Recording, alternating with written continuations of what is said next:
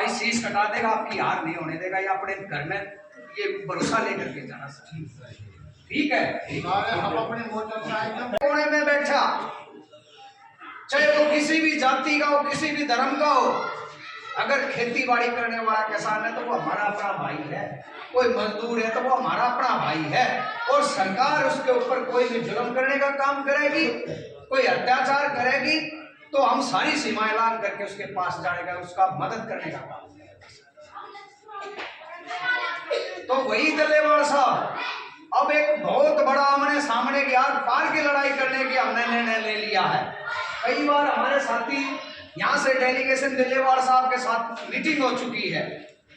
हम चाहते हैं कि सरकार और प्रशासन के साथ एक बहुत बड़ी बात करें, आमने सामने की बात करें। भाई अपनी चोर थोड़ी हमें अपना हक मांग रहे हैं, तो क्यों ना हम अटके मांगे।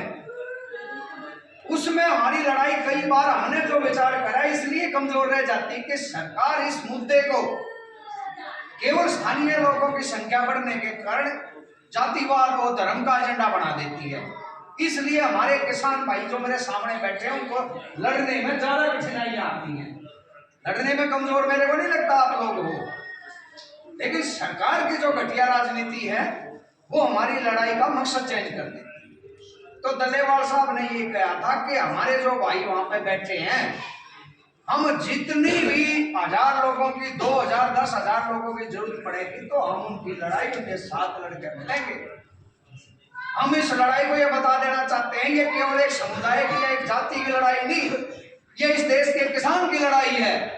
और किसान हिंदू, मुस्लिम, सिख, ईसाई चारों भाई भाई मिलकर के इस लड़ाई को लड़ने का काम करेंगे। सरकार गलत कहेगी। वो दिन मुकर्रर आप लोगों ने करना है कि भाई किस दिन उस टकराव की, उस सामने सामने की हक की लड़ाई को आप चाहोगे कि भाई उस दिन तय हो। लेकिन उससे पहले उस दल्लेवाल साहब आने वाली है जो हमारी 7 फरवरी की, उससे कन्याकुमारी से लेकर के जम्मू कश्मीर के लाल चौक तक एक यात्रा निकाल रहे हैं किसानों की मांगों को लेकर। 7 फरवरी से चली हुई यात्रा है वो। उसमें गैर राजनीतिक, जितने भी गैर राजनीतिक संगठन है, लगभग 50 संगठन हैं, उन्होंने अपना संयोजक बनाया है आदरणीय दल्लेवाल साहब को। उनके नेतृत्व में वो यात्रा चली हुई है और 27 तारीख को वो यात्रा हरियाणा में प्रवेश करेगी पानीपत से। तो हम चाहते हैं इतने बड़े नेता का, जिसका नेतृत्व, सहयोग, समर्थन हम मांग रहे हैं, जो आने वाले समय में हजारों साथियों को लेकर हमारी लड़ाई लड़ेगा, क्यों ना उस लड़ाई से, उस दिन से पहले इस यात्रा के माध्यम से एक दिन हम उसके सामने रूबरू हुए। तो इसलिए 28 तारीख को उस यात्रा का जो चक्कर चल रहा है, जो लाल चौक पे जाएगी, इस 28 फरवरी को 11 बजे हमने धरना स्थल पर दल्लेवाल साहब की यात्रा को बुलाया, जहां पर हम बड़ा गर्मजोशी के साथ दल्लेवाल साहब का सम्मान करेंगे।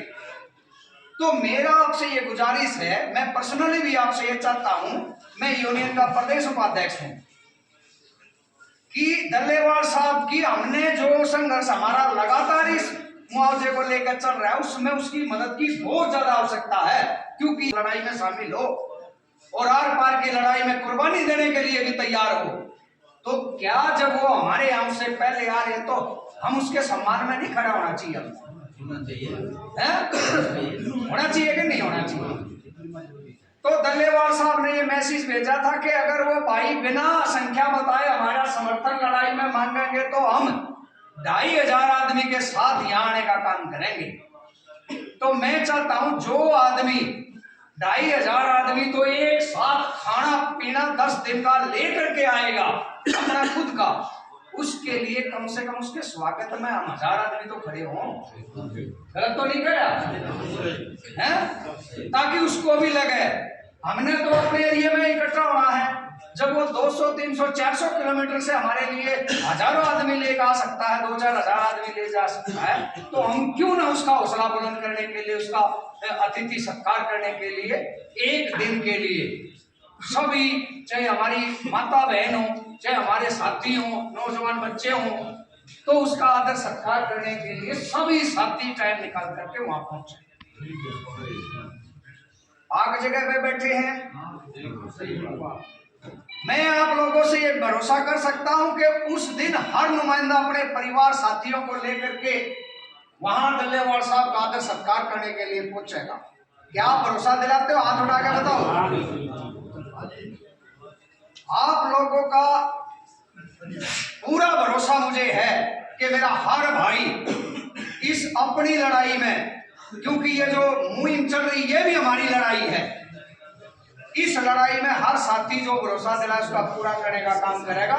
लेकिन अपने संगठन की तरफ से और डल्लेवाल साहब की तरफ से मैं ये भरोसा इस पावन जगह पे बैठ कर अपने भाई बंधुओं को उनकी आंख में आंख मिला करके दिलाना चाहता हूं कि जिस दिन आप मुकर्रर करके सरकार से अपना हक अधिकार के लिए टाइम मुकर्रर करके एक दिन रखोगे, उस दिन मैं और मेरा संगठन आपसे आगे बढ़ेगा, अपनी जान की बाजी लगा देगा, पीठ नहीं देगा।